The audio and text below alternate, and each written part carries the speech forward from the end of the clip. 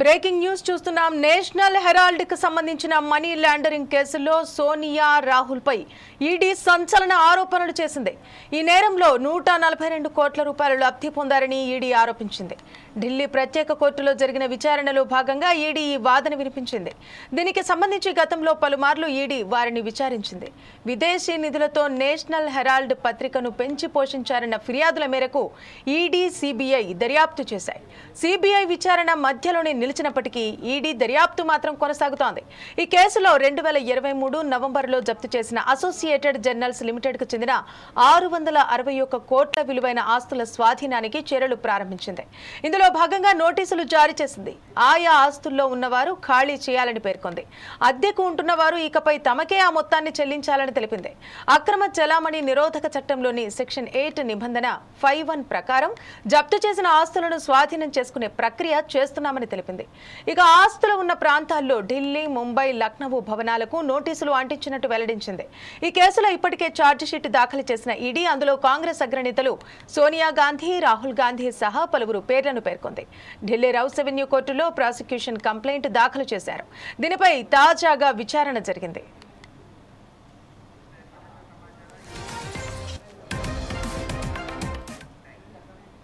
ఇక దీనికి సంబంధించి మరింత సమాచారం మా ఇన్పుట్ ఎడిటర్ శ్రీనివాస్ అందిస్తారు. శ్రీనివాస్, చెప్పండి, ఇప్పుడు ఈడీ దర్యాప్తు జరిగింది. ఇటు రాహుల్ గాంధీ ఇంకా సోనియా గాంధీ పైన దీనికి సంబంధించి పూర్తి వివరాలు తెలిపండి. ఏదైతే నేషనల్ హెరాల్డ్ కేసు అంటే నేషనల్ హెరాల్డ్ పత్రికకు సంబంధించి ఏదైతే ఈడీ దర్యాప్తు చేస్తుందో దర్యాప్తులో భాగంగా మనం చూసాము. సోనియా గాంధీని, రాహుల్ గాంధీని కూడా గతంలో ప్రశ్నించడం జరిగింది. ఈ కేసుకు సంబంధించిన ప్రతి ఒక్కరిని కూడా విచారించడం జరిగింది. విచారించిన తర్వాత ఈడీకి సంబంధించి కొన్ని ఫ్యాక్ట్స్ కోర్టు ముందు పెట్టడం జరిగింది. ఏదైతే ఈ నేరంలో 142 కోట్ల రూపాయలు రాహుల్ గాంధీ, సోనియా గాంధీ లబ్ధి పొందారని చెప్పేసి ఈడీ తన విచారణ కనుగొన్న విషయాన్ని కూడా కోర్టు ముందు చెప్పడం జరిగింది. అంటే తన వాదన వినిపించడం జరిగింది.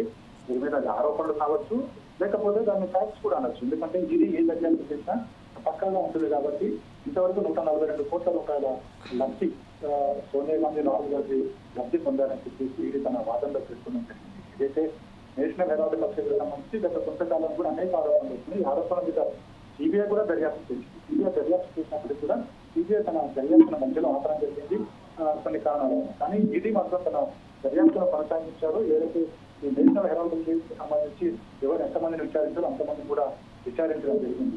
అప్పుడే ఈ కేసుకు సంబంధించి కూడా ఏదైతే అసోసియేట్ జర్నల్స్ లిమిటెడ్ సంబంధించిన ఆస్తి ఏదైతుందో ఆస్తిని అప్పుడు ఈడీ జప్తు చేయడం కూడా జరిగింది.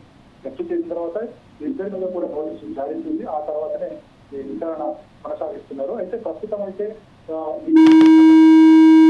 కూడా ఇంకా చాలా తేడాల్సి ఉంది. 142 కోట్ల రూపాయలు లబ్ధి పొందారు. ఇంకెంతన్నా లబ్ధి ఉందా అనేది కూడా చూడాలి. కానీ ఈడీ ఏదైతే దర్యాప్తు అవుతుందో దర్యాప్తు ముందు నుంచి కూడా కాంగ్రెస్ పార్టీ అభ్యంతరం వ్యక్తం చేస్తుంది. మోడీ, ఈడీ అంటూ కూడా మోడీ ఈడీల ద్వారా భయపెట్టే ప్రయత్నం చేస్తున్నారు. అందుకు తాము భయపడేది లేదని చెప్పేసి కూడా పదే కాంగ్రెస్ పార్టీ చెబుతూ వచ్చింది. దేశంలోని పలు ఈడీ కార్యాలయాల కూడా ఆందోళన కార్యక్రమాలు చేపట్టింది.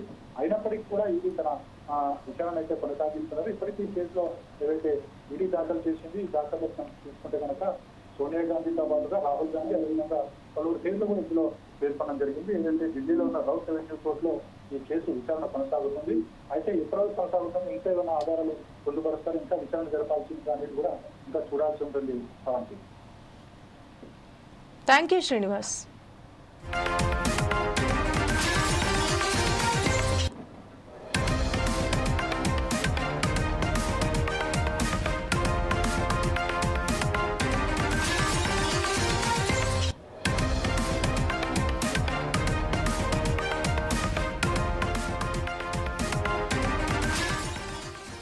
నేషనల్ హెరాల్డ్ కు సంబంధించిన మనీ లాండరింగ్ కేసులో సోనియా, రాహుల్ పై ఈడీ సంచలన ఆరోపణలు చేసింది.